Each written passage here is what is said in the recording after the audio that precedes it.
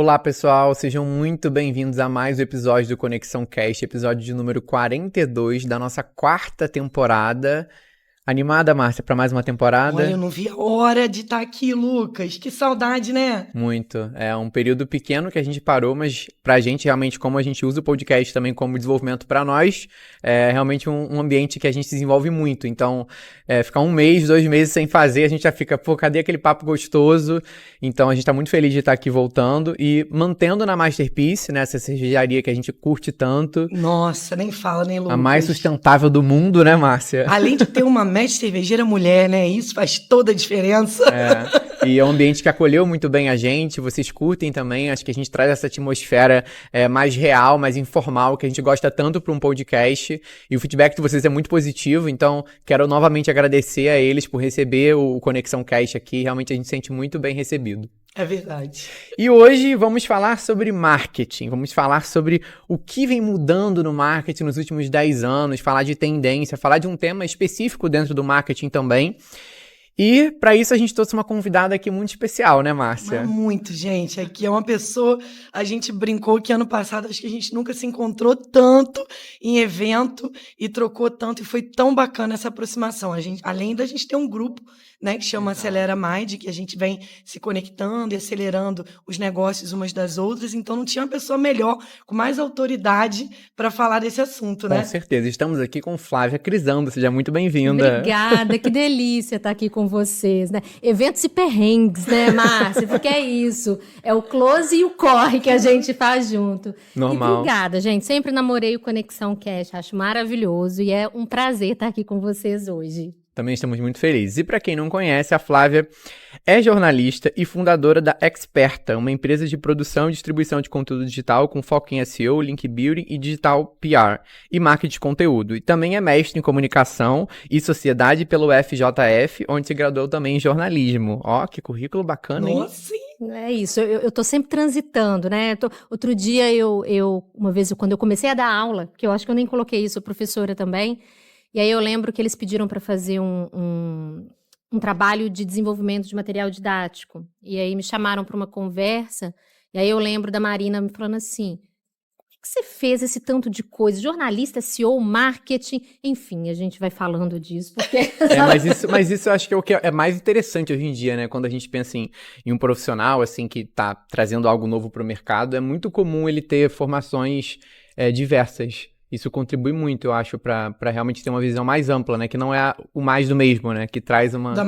E a gente recomenda isso, né? É, sim. Às vezes as pessoas nos procuram para falar de carreira, né? Às vezes alguma liderança de alguma empresa que a gente atua, e às vezes ele fala, eu tô aqui na área de projetos e pensei de fazer uma pós na área de projetos. Não, tenta uma outra coisa, amplia sua visão, faz uma outra coisa. Então, eu acho que isso traz realmente muito mais, né, para você, porque você fica com com muitas perspectivas, né? De vários assuntos e negócios, enfim. E às vezes a gente acha que não se conecta, né? E na Total. verdade, você mudou, você fez uma transição de carreira. Tá, teve uma transição, não tô atuando mais numa área específica, mas não quer dizer que eu deixei essa bagagem para trás. Eu acho que vocês, melhores do que Com ninguém, certeza. né, tem esse peso para dizer isso. Tem um tema que a gente fala muito no mundo corporativo e de RH, que é o profissional T. Já ouviu falar desse termo? Já fiz. Ai, ó. É ex-lidera, né? Fiz um lidera, né? Fui lá aprender, fiquei lá aprender. Adoro aprender. Eu lembro desse profissional T. Isso, lá no Lidera, que é o nosso curso de liderança, a gente fala do profissional T, que é justamente esse profissional que tem um conhecimento generalista bem amplo em muitos temas, mas ele escolhe alguns poucos para ele ser muito especialista. Então acabou essa história de que você tem que escolher, né? Ou eu sou generalista ou eu sou especialista. Eu posso ser os dois, de forma que eu consiga compor esses conhecimentos. Então isso realmente é muito interessante, ainda mais pensando em mercado de tecnologia, que é muito necessário esse pensamento fora da caixa e ágil também, né, que consegue conectar pontos para poder, enfim, ter uma solução. E aí eu queria te perguntar justamente sobre isso. Como que você chegou nesse caminho de entrar para essa frente que hoje é Experta? Em que momento isso instalou e quando você teve contato, assim, a construção disso? Senta que lá vem história. É, isso aí. Temos o quê? 3 horas 3 de horas, programa? à vontade. Então, eu, só para ir lá, né, no começo, assim, eu sempre tive essa característica de ser uma profissional multi. né? Tanto é que, por exemplo, antes de ir para a faculdade, eu fiz um curso técnico de turismo e lazer. Loucura, né? A primeira formação que eu tive foi de turismo e lazer, que eu fiz muito para testar se eu queria muito ser jornalista ou não. Porque eu fui uma criança que com 10, 11 anos já falava que queria ser jornalista. E aí eu, né, passei pela fase escolar, pela fase do vestibular, sempre querendo ser jornalista. Em algum momento eu duvidei da minha vontade. Falei, gente, né, nunca pensei em ser outra coisa, todo mundo fica em dúvida. Aí fiz o turismo e lazer, vi que não era minha praia, mas que me ajudou muito no curso de jornalismo, porque me ampliou muito a questão de sociedade, a questão cultural. Eu lembro que a gente tinha disciplinas de folclore, cultura brasileira, coisa que falta, por exemplo, na formação do jornalista. Então, assim, sou muito grata a esse curso. Enfim, fui para o jornalismo. No jornalismo eu fiquei louca, porque, na verdade, o meu curso foi de comunicação social com ênfase em jornalismo. Então, primeiro eu estudei a comunicação social e lá eu comecei. Vou fazer iniciação científica, vou para a empresa júnior, vou para a cooperativa, vou trabalhar em empresa. E fui experimentando e eu não sabia muito bem o que eu queria. Então, teve um momento que eu queria trabalhar com comunicação empresarial, é isso que eu quero, porque eu sou essa pessoa também. É isso que eu quero para toda a minha vida. 3 minutos depois, não, eu gostei aqui do jornalismo, quero ir. E eu fui experimentando muito. Mas uma coisa eu sempre tive esse pezinho na inovação. Queria sempre essa vontadezinha de experimentação. Eu lembro que quando eu passei no vestibular, eu passei para o 2º semestre. Eu prestei o vestibular, aí entrava uma turma no 1º semestre, eu passei para o 2º semestre. E aí eu fui estudar CorelDRAW. Por quê? Porque estava lá no computador e eu fui estudar. E quando eu fui fazer um teste para a empresa júnior na faculdade, eu fui contratada, é ótimo, né? Que é empresa júnior, mas eu fui contratada, foi meu primeiro... Processo seletivo. Meu primeiro processo seletivo, porque eu sabia CorelDRAW. E ali eu tive um estalo. Falei, gente, né? Esses aprendizados autônomos fazem muita diferença na nossa vida. E aí eu descobri o que era autonomia de aprendizado. Ok. E aí eu fui caminhando, terminei a faculdade, e aí no finalzinho da faculdade eu decidi que eu queria ser repórter.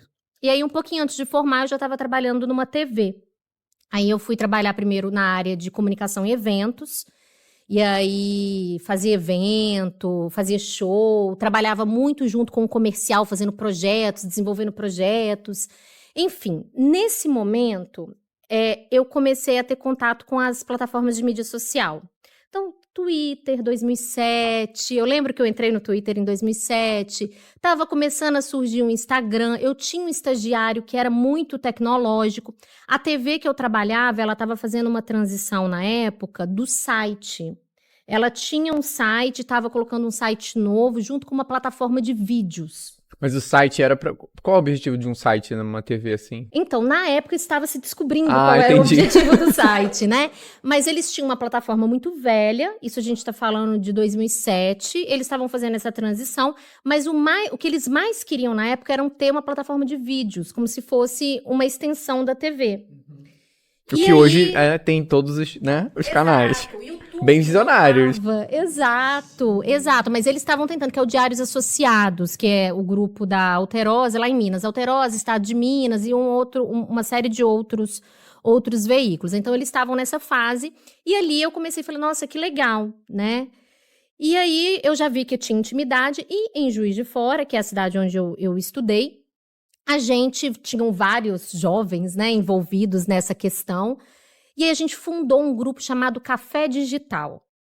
E aí o que era esse grupo? Eram de pessoas interessadas em fazer o que a gente está fazendo agora. Sentar para conversar sobre tecnologia, sobre os impactos da tecnologia nos espaços onde a gente estava. E foi muito legal a experiência do Café Digital. A gente promovia encontros, a gente fazia palestras, a gente ganhou uma coluna numa revista. Isso 2000... A gente está falando de 2008 até 2012, mais ou menos, porque durou esse tempo todo. Nesse meio tempo, eu saí da comunicação em eventos e fui para reportagem. Me tornei repórter produtora, apresentadora, fazia uma série de coisas na TV. E o bichinho da tecnologia sempre me picando, porque vamos colocar a interação do Twitter, aí colocava a interação do Twitter no ar, o Twitter estava bombando na época. E ali eu vi que eu tinha essa relação com a tecnologia, fui fazer mestrado. E o meu mestrado foi nessa área de tecnologia. Acabei, né, indo para pesquisa de tecnologia. E o meu questionamento no mestrado era o quanto a nossa formação não colocava a base tecnológica nela. E isso fazia que muitas vezes nós profissionais ficássemos para trás. Recorta aí. Nisso eu já estava ficando um pouquinho insatisfeita com o jornalismo, principalmente por questões financeiras. Né? Infelizmente, o jornalista diário, geralmente, até ele conseguir ter um salário bacana, demora muito. Eu tinha já feito uma outra transição, saí da TV, indo para o jornal impresso, e empreendendo em outras frentes, porque eu sempre fiz isso também. Eu estava com uma clínica de fotodepilação nessa época também, mas corta, que foi um devaneio na minha vida. E aí, fazendo isso, mestrado, jornalismo, clínica, café digital, trabalhando nessa frente. Até que eu falei, vou largar o jornalismo e achei que eu fosse empreender nessa clínica de estética. Mas deu super errado. Eu fali. Daí eu falei, meu Deus, o que eu vou fazer da minha vida agora? E aí... Isso em paralelo ao trabalho de jornalismo. Não, eu abandonei o jornalismo. Porque eu vi que já estava ficando difícil ter a clínica, estudar... Eram muitas coisas. E ao mesmo tempo fazer o jornalismo. Abandonei o jornalismo. Falei, agora chega... Já fiz tudo que eu tinha para fazer. E aí, só que mentira. Nessa época também, nessa coisa de café digital, eu fui convidada para ser sócia de um site, de um blog, que chamava Lugar de Mãe Aqui. Eu levei um susto. Falei, gente, mas por que vocês estão me convidando? Eu não sou mãe, né? Você é jornalista, ajuda a gente a escrever. E ali, com esse blog, então coloca dentro dessa caixinha esse blog também. Com esse blog, eu comecei a aprender um pouco sobre como funcionava a audiência de sites, porque era importante para a gente ter audiência. Inicialmente, meu brinco caindo, a gente conseguia essa audiência fazendo fotos, saía para fazer fotos de eventos, mas a gente começou a perceber que tinha outras maneiras de ganhar audiência, que era tráfego vindo do Google. E aí... Ali eu fui aprendendo, até que um dia a gente recebeu um e-mail falando que queriam anunciar no nosso blog. E a gente também já tinha virado um programa de rádio. Gente, é tudo muito doido, assim, que hoje é a CBN lá em Juiz de Fora. Aí a gente recebeu um contato falando que queriam anunciar no nosso blog, e era Del Valle, do grupo Coca-Cola. Uau, né? Tipo, uau! Eu falei, da onde esse povo veio? Sabe? Como assim eles acharam a gente, né? Querendo ou não, por mais que eu estudasse tecnologia, a minha noção de audiência ainda era da velha mídia. TV, rádio, como é que eu conquisto essas pessoas? E aí eu falei, gente, aí eles queriam fazer um tempo de propaganda dentro do blog. Quanto que a gente ia cobrar? Não tínhamos a menor ideia. E aí a gente senta, nós éramos 3 sócios, o que a gente faz? Aí eu não esqueço desse número, gente, eu não esqueço desse número. Vamos cobrar R$600 por mês. Tipo, da onde tiramos 600? E era muito dinheiro pra gente, porque assim, era muita novidade, e aí eles toparam. Né? R$600 todo mês. Negociou. Deve ter achado baratinho. Eu dormi e falava R$600 todo mês. Sabe aquela coisa? Sabe aquele meme que tem a pessoa olhando pro teto? E eu falava, como? Ali, gente, eu falei, aqui a gente consegue alguma coisa. E aí a gente continuou, e um belo dia eu acordei e o site tinha sido hackeado. E ali eu aprendi sobre backups, aprendi sobre várias coisas. Só que como a gente estava crescendo, uma agência na época, a gente estava numa plataforma, uma agência nos procurou para falar o seguinte, olha só, eu ofereço a plataforma para vocês, e aí vocês trazem o projeto, a gente recupera o site, a gente traz a plataforma aqui para dentro, e vocês não precisam mais pagar e a gente faz uma parceria. E a gente topou. Só que nunca mais o blog performou como performava antes. E ali eu tive uma segunda lição. A primeira foi, blog pode dar dinheiro, né? A primeira foi ótima. Segunda, o seu site pode ser hackeado, tem um backup. E a terceira se você não entende de migração, se você não entende de plataforma, se você não entende o que está por trás do seu site, você pode se dar muito mal. E ali eu falei, tem mais coisas que eu preciso aprender aqui. Nesse contexto todo, o projeto acabou indo para o beleléu, porque a gente não conseguiu recuperar a audiência do site. E para mim isso mostra o quanto a audiência de um site é importante, a maneira que ela me dava dinheiro, ela me tomou. E aí eu estava nessa fase da loja muito ruim, da clínica muito ruim. E aí eu recebi um convite para vir para Niterói, para trabalhar numa agência de SEO. E aí, na época eu tinha um namorado aqui, né? Então eu falei, vou aproveitar, vim. Vou ficar mais pertinho. Vou ficar mais perto, tava naquela fase, vou namorar, um emprego novo. E aí eu entrei basicamente para ser revisora e gestora de conteúdo. Era eu sozinha trabalhando, era uma agência pequena, era eu sozinha nessa agência e estava agora nesse mundo do SEO, que é nada mais do que técnicas para a gente poder posicionar sites no Google, né, de forma orgânica. E aí ali eu descobri, né, que, 70%, 80% de uma audiência de qualquer site vem do Google. Logo, isso explica por quê que me acharam lá, por que a Coca-Cola me achou, né? E aí eu descobri que era possível entender quais palavras as pessoas estão vindo para o nosso site. E comecei ali a trabalhar a parte do conteúdo. E começando, eu lembro que eu trabalhava numa salinha, eu ficava com o meu computadorzinho assim, e do restante do pessoal era todo mundo de tecnologia, que era o pessoal que fazia as intervenções nos sites, que era o pessoal do SEO.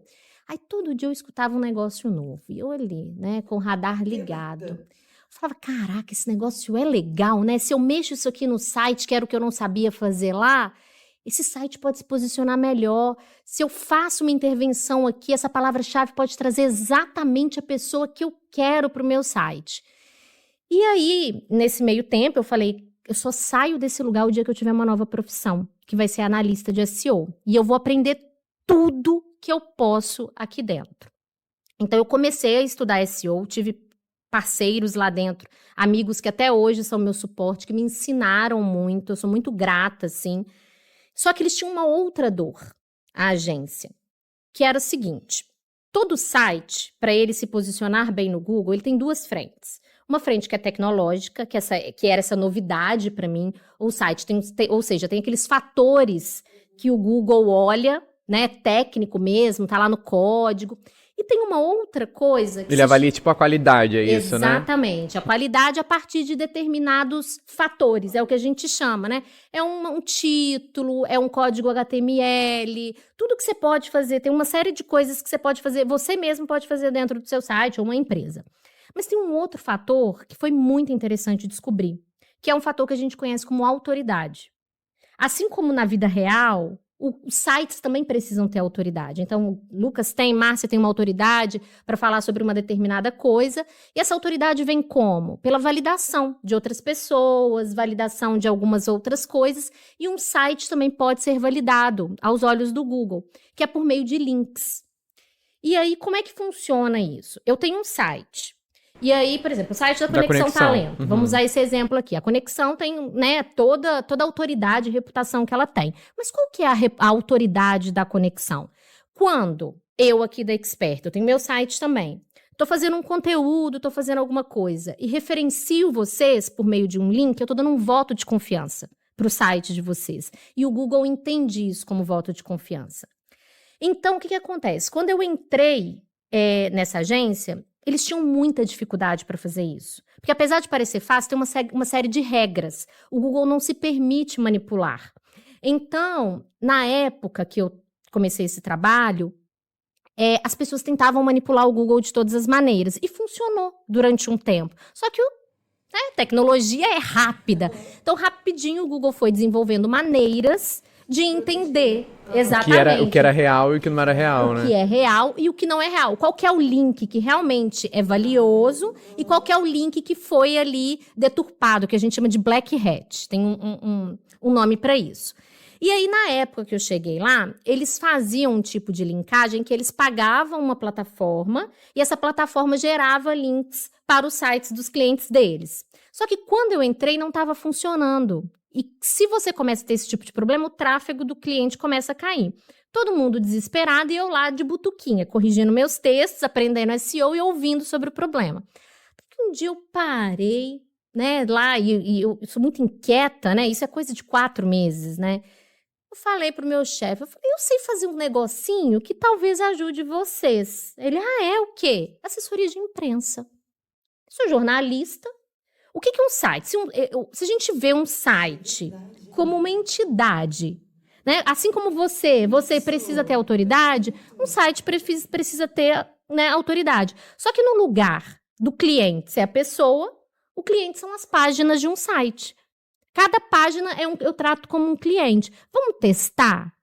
E ele falou, tá, Flávia, testa. E eu sei que, tipo, em poucos meses depois, nós éramos uma equipe de 8 pessoas fazendo isso, né? Então, montei essa equipe, aí tinha redator, que era o que eu sabia fazer. Redator, jornalista, assessor de imprensa, todo mundo fazendo link building. Fiquei alguns anos nessa agência, até que em 2017... eu falei, E em Niterói, né? Resolveu se morar aqui. Me encontrei em Niterói, né? Que fique claro. E aí eu falei, vou montar minha própria agência. E aí, porque eu via que tinha essa agência que eu trabalhava, ela era só uma agência de SEO e o link building era meio que o acessório. Não havia uma divulgação. E aí eu falei, gente, eu vou fazer isso, só que eu vou fazer agora trabalhando muito mais a questão da autoridade web dos meus clientes. E aí lancei em 2017 o que era Brands and Blogs. Achava esse nome, achava que estava arrasando. Trava a língua, né? Imagina, você dando endereço. Flávia, qual que é seu e-mail? Flávia, Brands and Blogs, o quê? Ninguém entendia nada. Era horrível.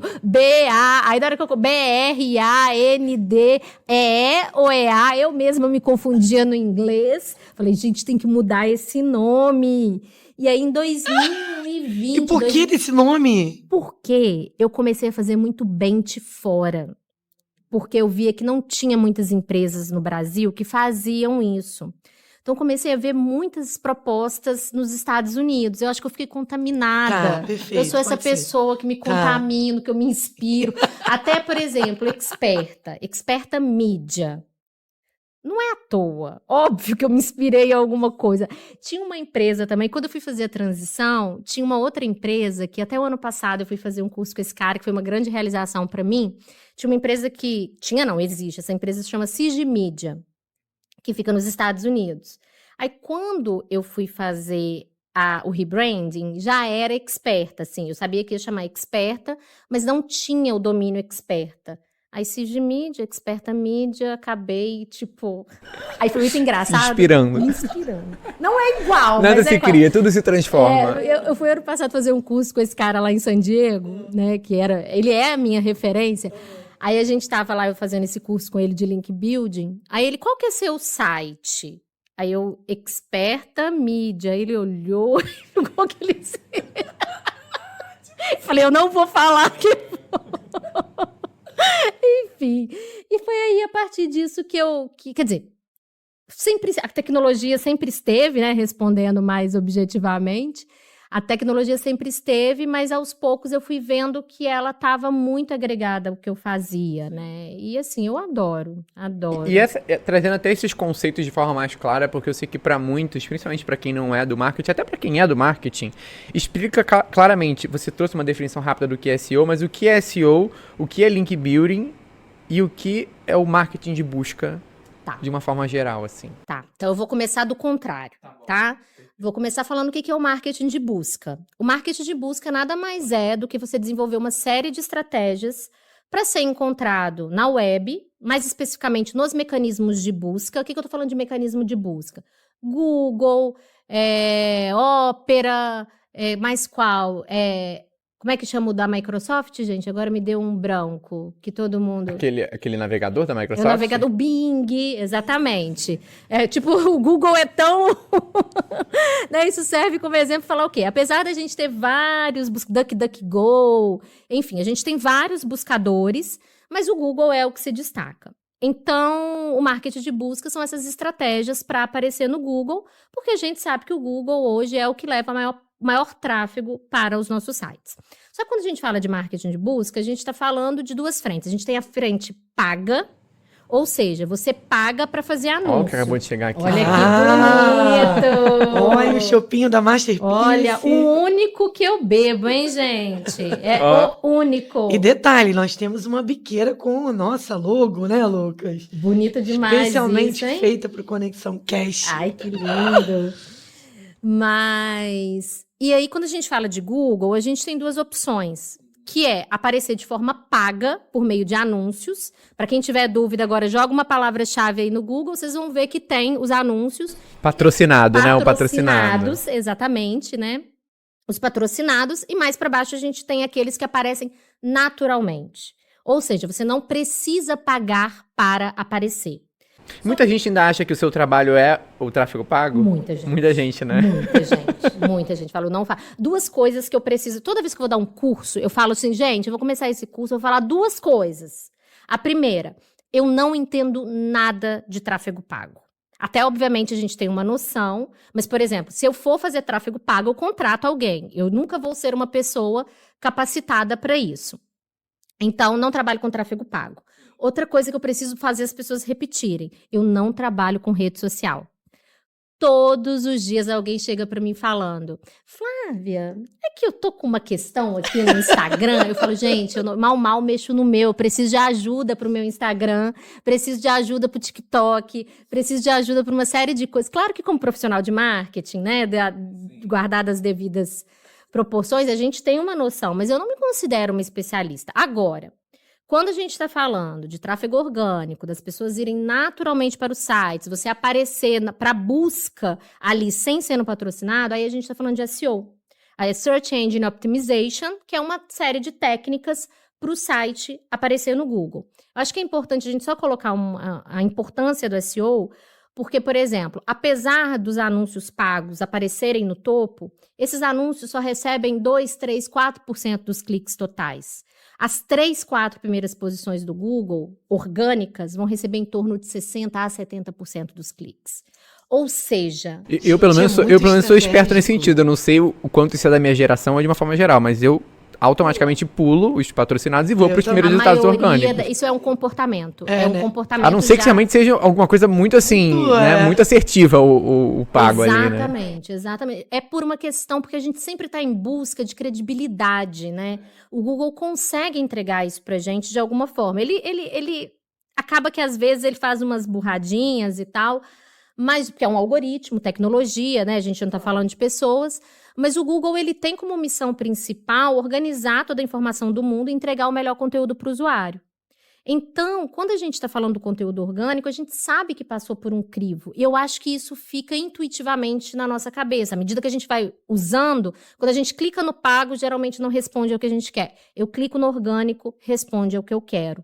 Então, isso faz com que 60% dos cliques estejam lá. E isso é muito valioso. Isso lá atrás me deu R$600 por mês. R$600 por mês. E agora foi isso que me permitiu ter minha empresa, porque toda a estratégia que eu fiz baseada no tráfego orgânico, com a estratégia que a gente faz hoje. E por que é tão difícil as pessoas, antes de você responder, por que as pessoas não têm isso tão claro, né, de um modo geral? Porque, eu digo, quando a pessoa te procura e fala, eu quero que você cuide do meu Instagram, eu quero...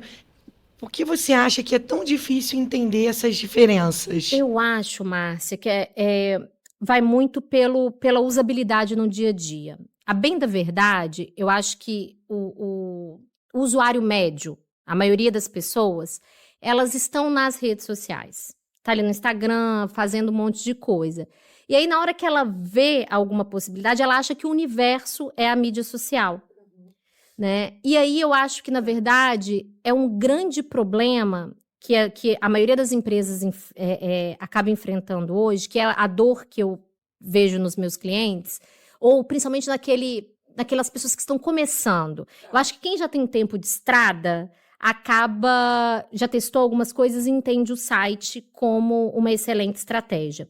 Mas aquelas pessoas, principalmente aquelas pessoas que estão começando, empreendedoras, empreendedores, a primeira coisa que ela pensa é na mídia social.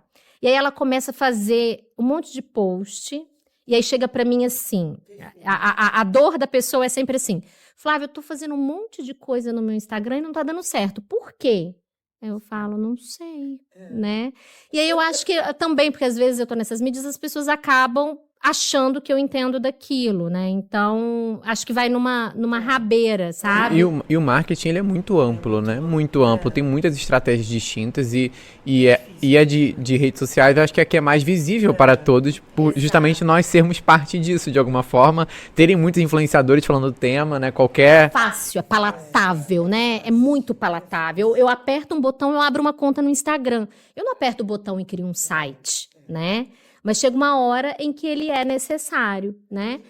E aí o link building, só para né, responder a pergunta de Lucas, tá vendo aí meu lado niteroiense, é toda a estratégia que eu uso para construir a autoridade do meu site e para ajudar o site a posicionar para termos que sejam relevantes para ele, por meio de uma estratégia de links, de ganho e aquisição de links ou backlinks, porque todo link que eu recebo eu chamo de backlinks. Então, o link building é isso, é a gente pensar essa estratégia para que os sites eles possam ir ganhando autoridade. Eu falo mais do que isso, assim, não o site. A gente não tem que pensar o site, a gente tem que pensar as páginas do nosso site, porque são elas que vão nos ajudar a vender. Então, às vezes, eu tenho clientes que eu faço o link building para eles para uma página do site. Para uma única página, porque é aquela página que ele precisa que apareça no Google para vender alguma coisa. Então, por exemplo, hoje no meu negócio, se o Google mostra 3, 4 páginas do meu site, eu estou feliz. Não precisa mostrar tudo, né? Claro que a gente pode fazer um trabalho para muitas páginas aparecerem, mas a gente tem que saber quais são aquelas que verdadeiramente importam para o nosso negócio. E o link building, ele ajuda a gente a ter essa visão. E que mais convertem também, né? Exatamente. Que faz sentido. Porque Exatamente. o blog não tá dentro disso, então. Tá, o blog tá dentro disso. Por exemplo, eu tenho um cliente que ele tá dentro da área de saúde. Tá. E tudo vai... Aí agora a gente começa a falar de marketing, né? Quer dizer, não que o SEO não seja marketing de busca, então eu tô falando de uma área... Vamos expandir agora para o marketing digital. E aí depois a gente vai para o marketing de forma geral. O que acontece? Não dá para você começar nenhum projeto sem você entender uma coisa básica que hoje todo mundo, né, que começa a fazer o marketing, pensar o marketing, que é a jornada do consumidor, né? E o que acontece? O consumidor, até chegar no seu produto, até chegar no seu serviço, ele tem uma série de dores. Ele passa por muitas jornadas. E muitas vezes ele nem te conhece. Ele nem sabe que seu serviço existe. Como é que ele vai chegar na página do seu site? E aí, o que a gente faz? A gente começa a mapear essa jornada, a começar a pensar o que o seu futuro cliente pesquisa até chegar em você. Então, por exemplo, a gente está falando da conexão, né? Isso realmente é um pensamento difícil, né? Porque não é óbvio. A gente acha que o cliente vai pesquisar exatamente aquilo que a gente faz, mas não, né? Não. Isso é muito interessante. Vou dar um exemplo. É óbvio. Parece que não é óbvio, mas é óbvio. Márcia chegou aqui comentando que não estava se sentindo muito bem, que teve alguns problemas à noite, né? Então, por exemplo, ela falou, não estava muito bem, não sei muito bem o que eu tenho. Gente, quantos clientes falam, não sei muito bem o que eu preciso? Aí, qual que era? Tô com uma dor na barriga, tem alguma coisa estranha comigo, o que é isso?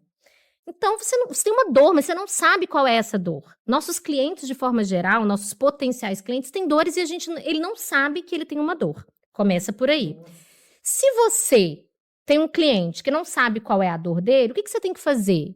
Você tem que dar recursos para que ele consiga identificar o que é a dor dele. O blog pode ser uma desses recursos. Então, por exemplo, aí o que vai acontecer? Márcia continuou, tô com uma dor aqui e tal. Aí ela vai lá no Google. Dor na barriga do lado direito. Aí ela pesquisa dor na barriga do lado direito. Pode ser apendicite.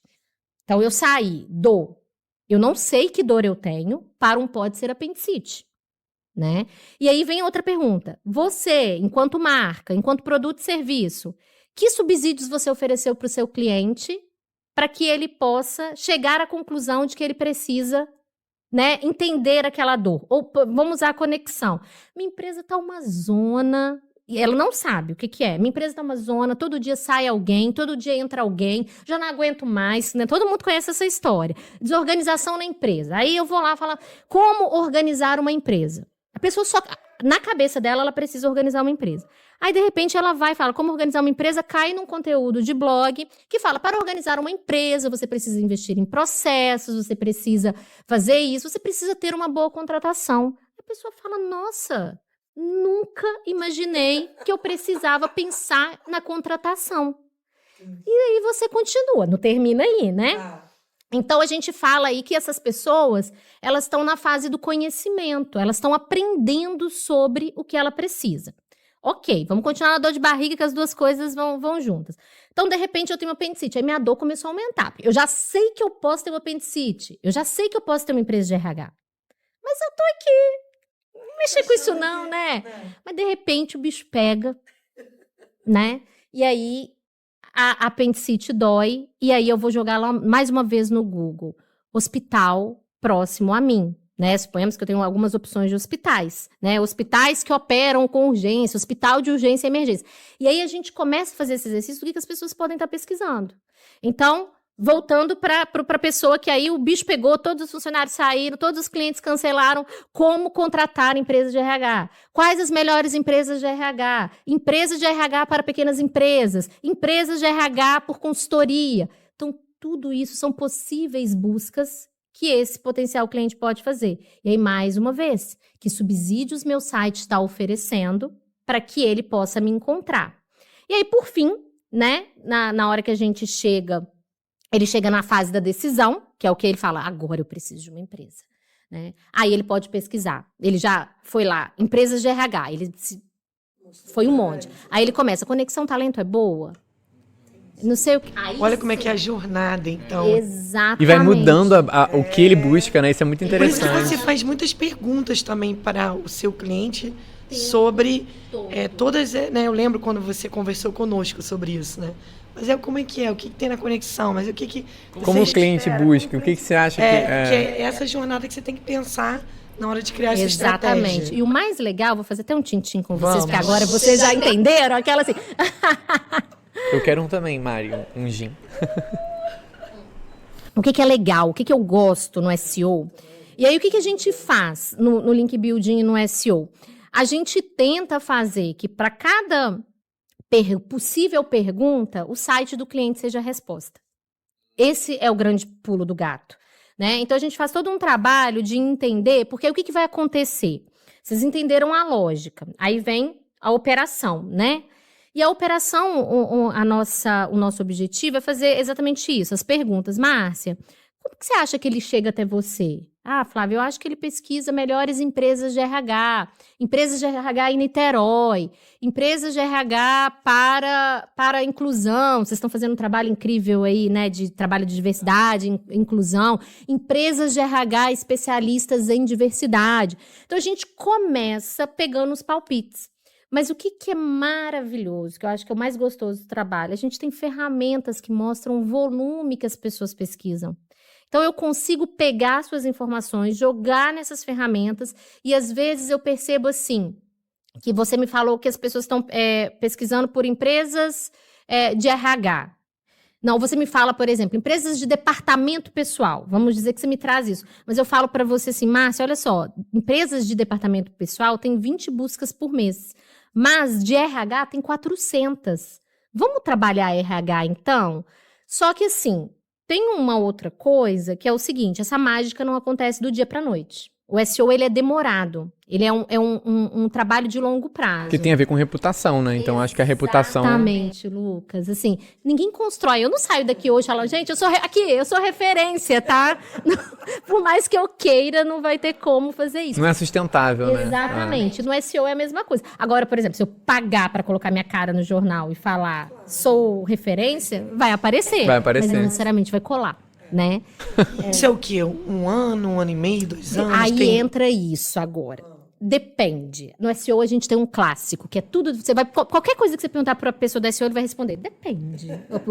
Os clientes ficam mas é a verdade. Flávia, isso aqui eu quero fazer tal coisa. Depende. É um jargão clássico, assim, um bordão clássico. Mas depende, e depende do quê?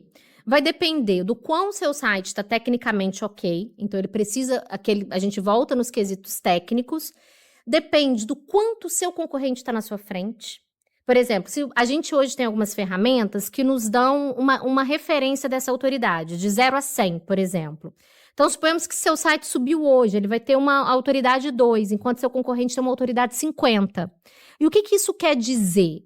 Quer dizer que o seu concorrente tem mais potencial de aparecer no Google para termos relevantes do que você. Isso quer dizer que a batalha está perdida? Não. Quer dizer que a gente vai ter que, no bom mineirês, lenhar muito mato para a gente poder chegar lá, né? Então, é um trabalho que vai depender muito do quão o seu concorrente está fazendo o dever de casa. Então, aí o que a gente faz nesses casos? Flávia, poxa, por exemplo, eu tenho muitos clientes que às vezes estão... A gente tem uma amiga querida que é esse exemplo, a Roberta, da Ruby Academy. A Roberta, ela chegou, né, para uma parceria com a gente, e ela é um curso de inglês, gente. A Roberta compete com as maiores marcas do Brasil. Se você jogar curso de inglês no Google agora, vai aparecer o Wizard, IAS, fazendo propaganda de todo mundo aqui, né, gente? O Wizard, IAS, CCA, mas eu tô falando que são marcas já consolidadas e sites, antiquíssimos. O que a Roberta faz? Senta e chora? Não. A gente vai achar outros termos que talvez tenham um volume de busca um pouquinho menor, mas que estejam alinhados ao negócio dela e que dê para competir. A gente consegue ver onde a gente pode começar a atacar. E aí, durante esse tempo, o site vai ganhando autoridade, e aí, quanto mais o tempo passa, mais apto a gente está para competir para termos mais competitivos. Então, aí entra muito o trabalho de inteligência mesmo, de análise, né, de pensar o caminho. Também, né? Exatamente. Tá. E assim, qual o tamanho desse mercado hoje, de uma forma geral, assim, olhando para isso, assim, o quanto as empresas estão dedicando, talvez, uma verba para essa frente? Existe esse olhar, assim? Principalmente falando aqui no Brasil, né? Você trouxe... Ainda é muito pequeno, assim, como... Não é um número pequeno. Eu acho que as empresas grandes, de forma geral, são muito poucas, aquelas que já entendem a web como um local de negócios. Por exemplo, eu estou no SEO pelo menos desde 2014. Eu fiz a transição efetiva desde 2014. Mas lá em 2010, quando foi que eu estava na sociedade desse site, 2011, 2010, eu lembro que eu já participava de eventos de SEO. Eu fiz uma cobertura, eu descobri o SEO quando eu, como repórter, fui fazer uma matéria de um evento de SEO que chamava Why SEO. E nesse evento, o tema era SEO. Então, eu já tinha amigos, até que você está falando de podcast, semana passada eu participei do podcast desse amigo que lá atrás começou a me introduzir no universo do SEO. E já existiam agências de SEO nessa época. Então, vamos colocar 2010, 2011, 2012, já tinham empresas investindo fortemente em SEO. Então, todas essas grandes empresas que a gente vê, que estão na web, de alguma forma, elas investem. Porque é muito notório. A gente tem as ferramentas que mostram para a gente o tráfego de um site. Qualquer pessoa que vai pegar para analisar esses dados, elas percebem que esse tráfego é muito grande. Então, as empresas maiores, elas têm essa noção, a competitividade é alta, tem um mercado grande, eu não sei dizer em números percentuais, assim, mas é uma fatia interessante, não é uma fatia tão grande como o tráfego pago. Eu conheço até uma especialista que ela fala que as empresas estão viciadas em tráfego pago, porque você abre a torneirinha do dinheiro, vem os leads, mas vai ficando mais caro. Por exemplo, hoje, na minha área, se eu quiser investir em tráfego pago, para as palavras-chave que eu converto hoje no site, eu pago uma média de R$15 o clique. O clique. Um termo, eu estava conversando isso com a pessoa, e isso é um termo meu que é essa fatia. Tem palavras-chave que custa 20, 30, 40 reais, dependendo do termo, o clique no Google, né? Então, aí a gente tem dois perfis de empresa. A gente tem as empresas viciadas em tráfego pago, mas se você desliga, acabou o tráfego do site. E tem aquelas que sabem da importância do tráfego orgânico. Aí é engraçado que deve ter umas 2 semanas eu fui fazer uma reunião de prospecção e aí a pessoa investia uma média de R$20 mil em tráfego pago. Eu olhei para aquilo, falei, nossa, e era uma empresa pequena, era um e-commerce. E aí eu falei, e ele estava interessado em tráfego orgânico. Aí, quando eu mostrei o orçamento pra ele, que era um orçamento infinitamente menor, porque ele tava começando, ele falou, mas eu não tenho esse dinheiro. Aí, eu sugeri pra ele, tira uma porcentagenzinha do pago. Que era isso que eu ia te perguntar, porque eu não tenho conhecimento, mas ela pode manter? Claro, ela deve. Ela deve. Ah, perfeito. Até pra se complementar, né? Então, Jamais, se você tem condição de investir nas duas frentes, até porque o tráfego orgânico demora. E você precisa de resultado. Então, assim, eu não demonizo o tráfego pago. Pelo contrário, ele é importante, né? E aí, só que nesse caso, o que aconteceu? Ele falou, Flávia, eu não posso tirar esse investimento. Porque se eu tiro o investimento do tráfego pago, eu vou perder X em vendas. Eu falei, mas você já olhou o seu ROI, o seu retorno sobre o seu investimento? Quanto que você está investindo e quanto está voltando? Ele falou, não. Aí eu falei, tá. Mas você já olhou o que vem de tráfego orgânico lá dentro do seu Google Analytics? O que vem de orgânico, o que vem de pago? Ele falou, não. Eu falei, mas como é que você tem certeza que a sua campanha está performando? Ele, eu estou vendendo. Eu achei aquilo estranho. Aí eu virei para ele e falei assim, se você quiser eu posso dar uma olhada no seu Analytics. Lá no Analytics a gente consegue ver, né, o que é tráfego pago, o que é orgânico. Eu sei que nessa brincadeira, o que aconteceu? Aí foi uma frase dele que me chamou a atenção. A gente tem algumas ferramentas que a gente consegue ver o comportamento do site. E aí eu vi que o tráfego orgânico dele tinha tipo 1 ano e meio que só subia. Ele tava bem, apesar de tudo. O tráfego orgânico dele só subia. Eu virei pra ele e falei assim, não, mas é porque você tá numa fase bacana, eu acho que é legal, né? Não posso, porque não vou demonizar seu site. Ele falou, mas como que meu tráfego tá subindo e minhas vendas estão caindo? Aí eu falei, então tem alguma coisa errada. Se suas vendas vêm do pago e suas vendas estão caindo, é porque a sua campanha paga pode não estar performando tão bem quanto performava antes. E hoje os termos que trazem tráfego orgânico para você não necessariamente são os termos que vendem, porque você pode posicionar seu site para termos que não tem nada a ver. Aí ele falou, então tá, então abre meu Analytics aí. Aí abri o Analytics dele, aí na hora que eu fui ver, tipo, dentro da campanha dele, tipo, 20% das vendas dele já era de tráfego orgânico. Sem ele fazer nada. E o tráfego pago caindo. Ou seja, na verdade, o que estava começando a segurar as vendas dele era o tráfego orgânico. Mas ele não tinha... Eu falei, mas você não recebe um relatório, né, da sua agência com esse desempenho? Ele, não. Aí eu fiquei pensando, como é que tem gente que investe sem ficar analisando, né? Que loucura Eu fico isso, imaginando né? que com vocês também deve ser a mesma coisa, essa Sim. questão de KPI, de RH, De indicador, né? como é que você tá fazendo se não tá gerindo, né? E eu até fico olhando pra essa mudança que você falou até do mercado, assim, e olhando pra tendência, né? Eu acho que a gente viu nos últimos anos o tráfego pago ganhando muita força, porque realmente tinha muitas empresas que nem olhavam pra isso, né? Então a gente viu uma corrida aí por empresas investindo nisso, muito nessa figura que você trouxe, de vou botar dinheiro aqui, vou ganhar de volta lead e tô feliz com essa equação, né? E você pensando um pouco mais ali na frente, você acha que tá começando a se inverter essa lógica justamente por conta desse custo estar aumentando e ter muita gente pagando para estar lá, então não tem espaço para todo mundo? Isso tá começando a acontecer, assim, dessas empresas que já investiam muito começarem a pensar, caraca, eu tenho que pensar em outras estratégias que vão continuar me posicionando ali bem no Google, que talvez não é o tráfego pago. Olha, vou falar uma coisa pra vocês, a gente tá numa fase que, assim... Vamos sentar e vamos chorar, vamos dar a mão, aquela assim, vamos fazer uma roda aqui. Por quê? Sim, te respondendo, sim, tá muito caro fazer tráfego pago e cada vez mais caro. E não só no Google, como tá caro fazer tráfego pago no Instagram, Facebook, plataformas de forma geral, o custo por clique ele tá alto porque funciona como um leilão. Né? Então, se nós três aqui decidimos investir na mesma palavra-chave, vai ganhar quem dá mais. Então, isso faz com que o preço das palavras-chave aumentem muito. Tem gente que teve do ano passado para esse ano aumento de mais 30%, 40% no valor do custo de cada clique. Então, é muita coisa. Por outro lado, a gente está vivendo um momento da chegada das inteligências artificiais.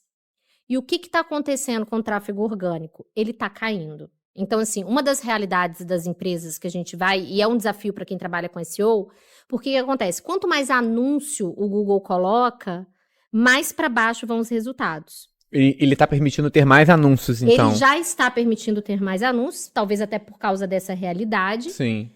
E aí... Até porque o faturamento dele depende disso, né? Exatamente, exatamente. E aí virou, até tava vendo uma análise outro dia falando que virou uma grande páginas amarelas, assim, porque tá difícil você conseguir aparecer ali. Então, o Google tá empurrando para baixo o tráfego orgânico. Não por isso a gente deixa de receber tráfego orgânico, mas aí agora a gente tem um outro elemento que vai trazer pra gente uma dorzinha de cabeça, que é a chegada da inteligência artificial na página do Google. Por exemplo, eu já habilitei a inteligência artificial na página principal do Google. Então, como funciona? Você faz uma pesquisa, então você vai lá colocar empresa de RH. Então, ele entrega para você o resultado, uns 2, 3 resultados de pago, uma caixa do resultado da inteligência artificial e para baixo o orgânico. Então, a gente tem aí uma queda do orgânico. Por que eu tô querendo falar isso? O SEO vai acabar, o link building vai acabar? Não, nada vai acabar. O que vai acontecer? Estar nas primeiras posições se torna ainda mais precioso, porque quem ocupava a primeira posição vai estar ocupando mais ou menos o correspondente à terceira. E quem estava na 10ª vai estar no correspondente à 15ª. Então, se torna mais valioso você estar na primeira posição. Mas tem uma outra coisa que até depondo um pouco contra mim, mas obviamente a gente trabalha com marketing como um todo, que isso mostra o quanto é importante diversificar as estratégias. Nunca contar com o ovo, né, numa cestinha só, né? Então, eu não acho que a pessoa tem que investir só em SEO, ou investir só em tráfego pago, ou só em Instagram. Eu acho que a gente tem que entender o nosso cliente. A gente tem que entender... Aí volta no que a gente começou. A jornada do consumidor. Que é o mais importante, né? Porque se você tem essa jornada clara, você consegue entender onde esse consumidor tá, Exatamente. onde ele tá dando atenção, onde ele tá dando tempo, e de alguma forma você tem que estar lá. Não, e diluir o seu investimento para esses...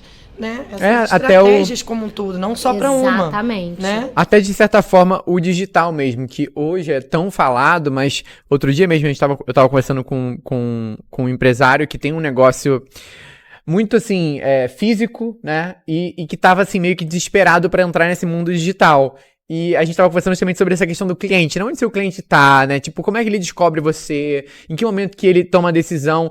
E nenhuma dessas etapas passava pelo digital, né? E tava funcionando. Então eu fui ousado de falar pra ele, será que você precisa mesmo? Será? Assim, olha quantas oportunidades você tem pra fazer aqui onde você já tá. E se esse ambiente que você tem, essa propaganda que você tem aqui física, você fizer dessa forma? E se no lugar ali onde você expõe, você mudar isso, né? A gente tá tão, às vezes, bitolado a querer pegar o que tá funcionando no outro e não se questiona. Exatamente. Porque agora, a gente não conhece. Eu queria te dizer uma pergunta também, que eu acho que é legal.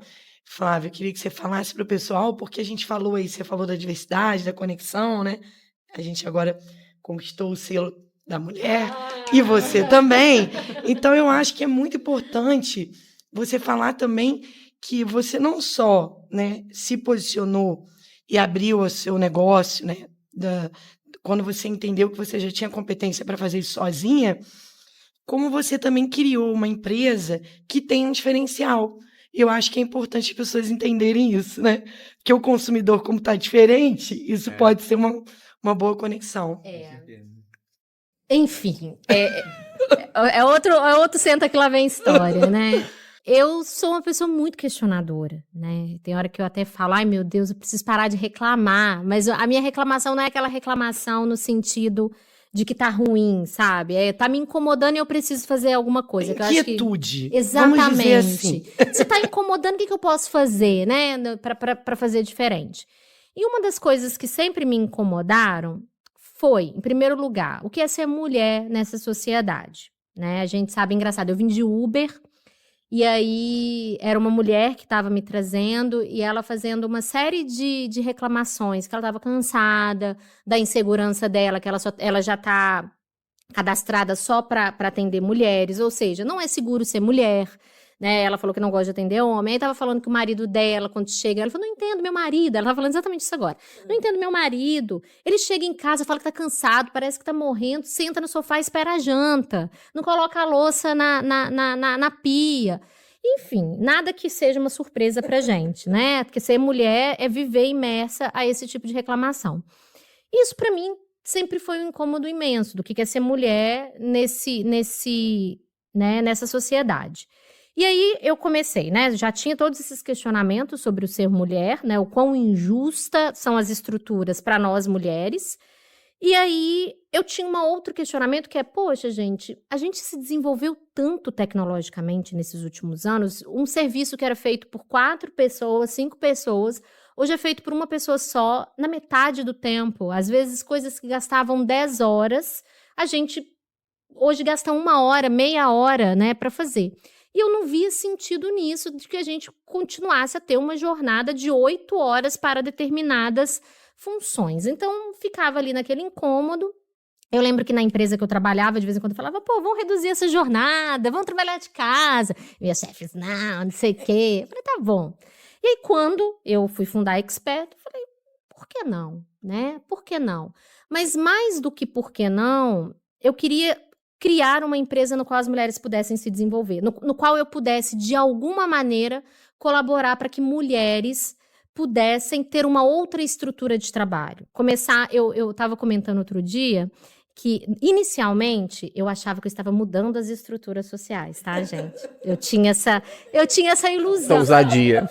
Vamos mudar as estruturas sociais. Hoje eu cheguei à conclusão que eu tô aqui, ó, batendo ali na pilastra para ver se sai o primeiro trinco, né? Mas tudo bem, vou continuar batendo na pilastra para ver se ali, né? Para ver se sai o primeiro trinco. E aí foi uma maneira que eu encontrei, né, de oferecendo. Eu cheguei à conclusão, o que eu podia oferecer? Eu tinha um trabalho que estava envolvido com tecnologia. Então, eu podia colocar as mulheres para trabalharem com tecnologia em um horário reduzido, desde que elas fizessem tudo direitinho e fazem, flexível, principalmente pensando nessa questão da sobrecarga de trabalho, né? Os cuidados, geralmente os filhos, né? Eu não tenho filho, mas convivo com pessoas o tempo todo, que eu vejo que a sobrecarga da família está em cima da mulher. E aí eu criei Experta e falei, a partir de agora a gente vai ter uma maioria de mulheres aqui dentro e desenvolvendo essas mulheres. E hoje a empresa tem 98% de mulheres trabalhando com tecnologia. Nós somos 21, 22 pessoas. Na verdade, a semana passada a gente contratou um homem que veio na cota. Veio na cota. Não que a gente não contrate homens, não é isso, tá? É óbvio que a gente contrata homens são bem-vindos.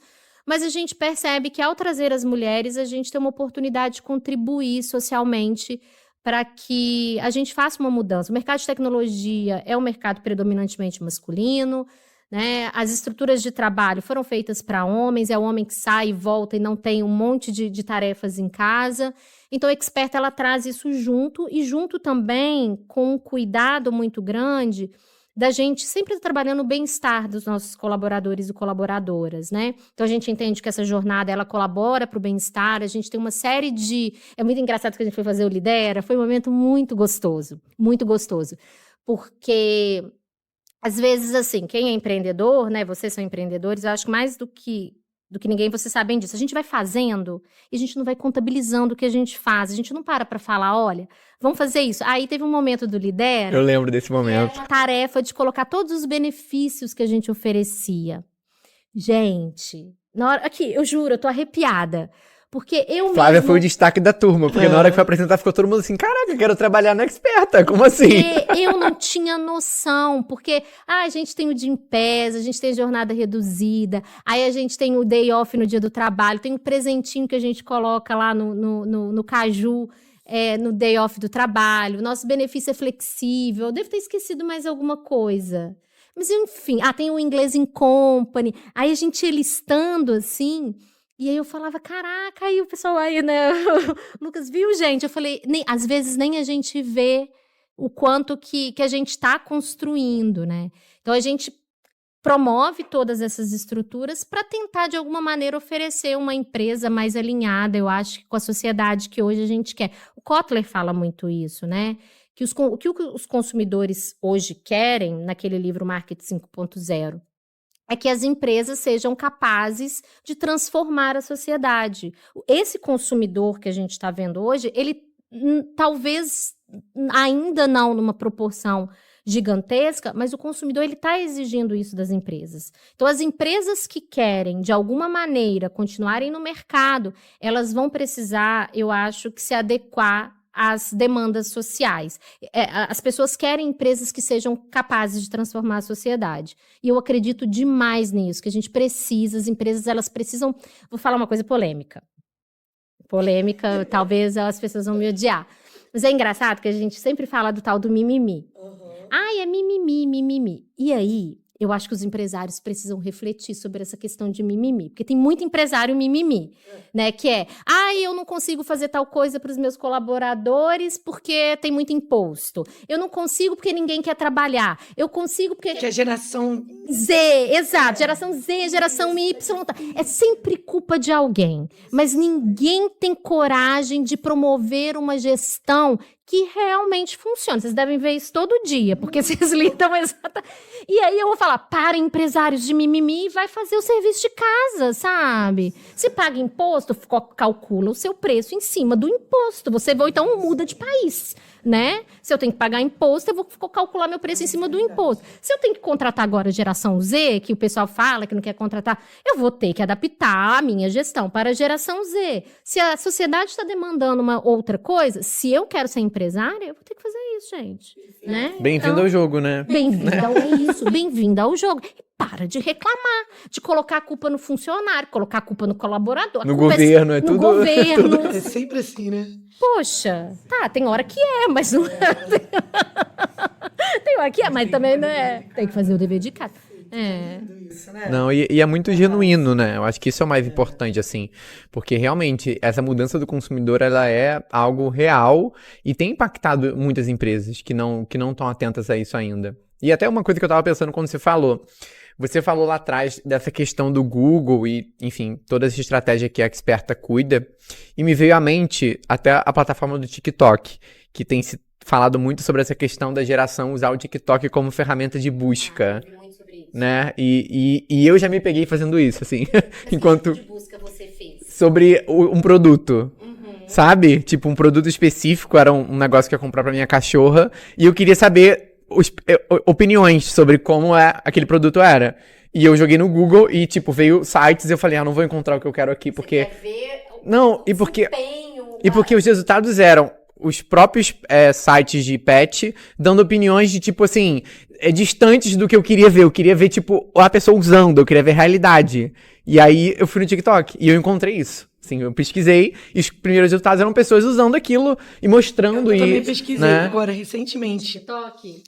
Que eu queria fazer o aniversário da minha filha como se fosse um tour, uma jornada pelo Rio, em lugares legais, levando as amigas. E aí eu fui no Google e não veio lugares assim, tipo, os 8 lugares, coisas bem... Aí eu falei, cara, eu vou no TikTok e vou botar lá para ver o que aparece. É lógico que são influenciadores falando de algum lugar, mas foi fantástico, porque eu consegui ver, entrar no lugar, me sentir fazendo aquilo. E eu falei, caramba, e consegui fechar o roteiro. Então, e como é isso, né? Assim, eu fico pensando como é essa experiência do futuro. Que os profissionais de SEO têm feito com muita profundidade. Minha filha acabou de fazer uma advertência que foi ela que pesquisou, mas tá. Mas você participou. O importante é participar, né, Márcia? O importante é participar. Mas é isso, contar com a geração, né? Pra poder solucionar o problema. O importante, no final, acho que é isso. É ter o problema solucionado.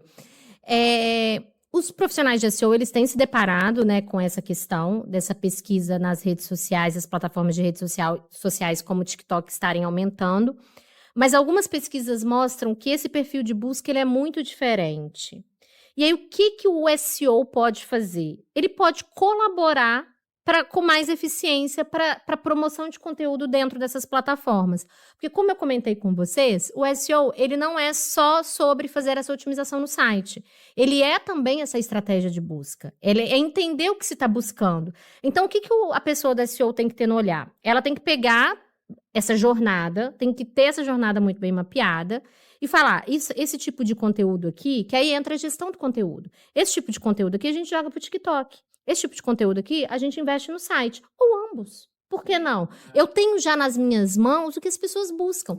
Provavelmente, se eu jogar roteiros no Rio de Janeiro, Eu vou ver aqui no TikTok, talvez eu tenha um volume de buscas X, porque tem algumas ferramentas que mostram também. Eu não sei qual específica para o TikTok, não tenho certeza se tem alguma específica. Mas eu sei que a gente consegue, eu até vi uma palestra de um cara falando sobre isso, assim, que consegue ver esse perfil de busca e dividir.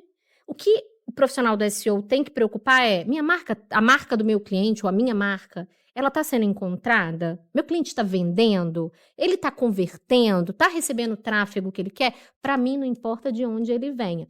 Eu sempre tenho as ressalvas com plataformas de mídias sociais, porque elas são muito temporárias, né? Você vê o Facebook, apesar de ainda ter um tráfego muito forte, o Orkut. Então, por isso a gente volta. A gente investir só numa coisa. Agora é TikTok, vamos todo mundo pro TikTok. Agora é a Thread, vamos todo mundo pra Thread. Agora é o Twitter, vamos todo... Não, né? A gente tem que entender. Mas você acha que o TikTok pode... talvez querer roubar essa fatia do Google, do SEO, assim? Com certeza, são porque empresas. eu vejo que é uma empresa que é bem, assim, meio que a parte do, né, parece que é meio que a parte do grupinho, assim, né? Ela tem vindo batendo em algumas questões. E eu acho que ela pode enxergar isso como um potencial, né? Sim. Se a galera tá pesquisando aqui... já enxergou, né? Com certeza. Porque se ela conseguir, de alguma forma, vincular isso às marcas e permitir que as marcas, de alguma forma, estejam vinculadas a esses vídeos, vamos dizer assim, não sei se seria possível, mas... Você tá assistindo o vídeo e ali embaixo tá aparecendo, né? Ó, esse é o produto, clica aqui e vai pro site, né? Você tá fazendo o mesmo trabalho que você tá fazendo no Google, você poderia fazer no TikTok, né? Exatamente. De vincular, né? Eu vou, assim, dentro de todo esse ecossistema, eu só trabalho aqui. A gente tá falando, eu só trabalho aqui. É no sentido, eu só tenho que dar subsídio pro cliente aparecer em algum lugar. E aí, você acha que o TikTok... Acho, eu não posso fechar meus olhos para isso. Alguns profissionais fecham. Não, o SEO não vai morrer. Não, eu acho também que não vai morrer. Ele só vai se adaptando, né? Então, acho de verdade que o TikTok tem muito para crescer ainda. Muito, muito, muito. E é uma briga que vai... Só que aí você já tá pulverizando, né? Você antes tinha só Instagram. Agora você tem Instagram e TikTok. Teve uma época que tinha o Snapchat. A Snapchat não durou muito, ainda tem. Tem a Kawaii. Kawaii. Que tá até fazendo propaganda agora, fez propaganda no BBB, né? Gente, quantas pessoas ignoram Kawaii? Kawaii é uma plataforma super, por pessoas mais velhas, é uma plataforma super acessada. Como tu falou, minha especialidade não é mídias sociais, mas eu, como uma profissional de marketing, eu não posso fechar meus olhos para isso, né? Estamos chegando ao fim do nosso papo. Passou rápido, né? Gente, que delícia. Mas é muito legal. Entendi tudo agora. Ai, viu? Entendeu, Márcia? Você sempre sai falando isso, Márcia. Ela sempre volta, agora eu entendi tudo. Mas não, agora entendeu mesmo, Márcia? De verdade. A dor de barriga ajudou? De verdade. Foi um ótimo exemplo, bem didático. Dor de barriga, e depois da dor de barriga eu vou buscar outra coisa, já tem... Flávia, obrigado por ter obrigada. Trocado e ensinado tanto o tema pra gente. Você é muito generosa em compartilhar o tema, assim, de verdade. Eu que agradeço, gente. É uma delícia estar com vocês. E dá pra ver a sua capacidade de conhecer tanto e trazer de forma tão simples. Obrigada. Isso é um talento mesmo, assim, porque é um tema complexo. Então, parabéns. Obrigada. Verdade. Obrigada, gente. Onde que o pessoal pode te encontrar nas redes sociais pra acompanhar mais o trabalho da Experta e o seu também? Então, qualquer coisa que você jogar Flávia Crisanto, eu vou aparecer. O site da Experta é o Experta Média, apesar de a gente falar mídia, mas expertamedia.com.br. E mídia social, rede social, joga Flávia Crisanto, joga Experta Média, que é facinho de achar. Perfeito. Márcia, onde o pessoal pode te encontrar também? Na Conexão Talento. Mas não só isso, quero agradecer muito a Masterpiece, esse carinho que eles têm conosco, né, Lucas? É sempre muito legal estar aqui e você foi incrível hoje. Amei. Obrigada. Foi muito legal mesmo. Eu também tô sempre na Conexão, mas o meu Instagram é Lucas_Bianchini, também tá no LinkedIn, tem muito conteúdo. E, novamente, agradecer a Masterpiece por receber a gente de novo aqui, Conexão Cast, mais uma temporada, estamos muito animados. Se você tá no Spotify, lembra que você pode ir lá pro YouTube assistir a gente em vídeo e poder ter essa experiência mais imersiva de conhecer esse espaço aqui maravilhoso. E se você tá no YouTube, lembra de fazer um comentário, trazendo alguma dúvida, algum questionamento, a gente vai estar respondendo você e continuando esse papo. Foi um prazer te receber aqui e até o próximo episódio. Tchau, tchau.